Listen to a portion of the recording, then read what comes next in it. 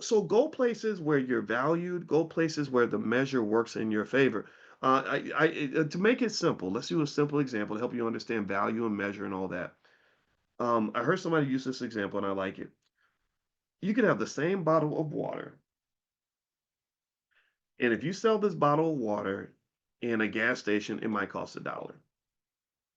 If you take the same bottle of water and you sell it in a grocery store, it might be $2. If you take the same bottle of water and you sell it in a drugstore, it might be $4. The same bottle of water on an airplane might cost $8. The same bottle of water in a fancy restaurant might cost $15. Do you understand the difference? It's the same thing, but it's positioned in a place where its value is going to be measured differently. So if I'm this bottle of water and I know my worth, it's like, man, I'm important. I am somebody. I hydrate you. You can't live without me. I'm water. I know I'm valuable, but the world don't see my value. Every time I'm in the gas station, people only want to pay $1. How you gonna pay $1 for me? I'm water. Water is what's more valuable than water, right? I could sit and scream and holler and be mad about it.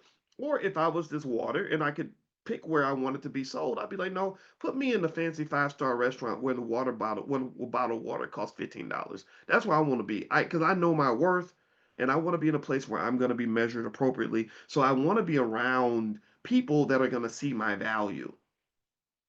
Do you understand? And so part of the reason that I would rather be here than anywhere else in the world is because I know this lesson. I learned this lesson 25 years ago. You value me. I don't know if I'd get the same value if I was hanging out on Wall Street or on Capitol Hill or anywhere else. I mean, there's other places you can go with a doctorate, but I don't want to go places I'm not valued. You don't love me, I ain't gonna love you.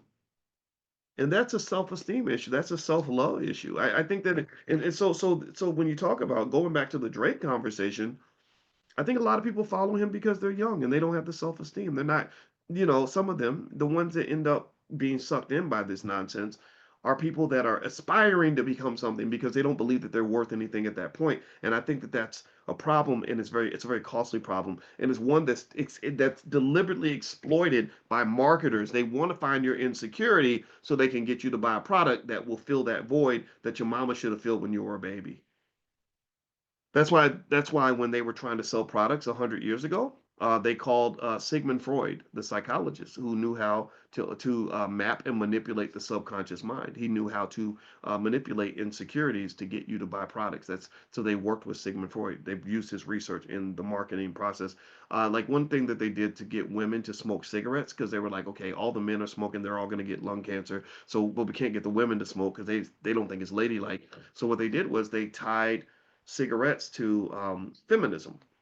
And they Freud said, well, the cigarette is a phallic symbol, like a penis, right? So when the women take the cigarettes, they you can subconsciously communicate that when you take the cigarette and you defy society by smoking, you're taking away the man's power, which is in his penis. So the next thing you know, they'd have feminist parades, and they'd all be smoking cigarettes as an act of defiance. It would become symbolic. When my wife read, she reads 20 books a year, and one book she's read repeatedly. I got to go find the title on the subconscious mind. I said, what are the three things that really impact the subconscious mind the most? She said, trauma, repetition, and symbolism. Trauma, repetition, and symbolism. So if you look at Black people, very few people are more traumatized than a lot of African Americans. So trauma is pretty heavy for us. Repetition. If you listen, hip hop music is it can be very poisonous because it repeats itself. It repeats the message over and over. Molly Percocet, Molly Percocet, Molly Percocet, Molly Percocet, Molly Percocet, Molly Percocet, right? And that repetition digs deep into your soul to the point where you'll be doing something and not even realizing why you're doing it. You'll think that the idea is originally yours, but it's not yours. It actually belongs to the programming, right? And then the third part, symbolism. If you ever watch a hip hop music video, it's full of symbolism everywhere.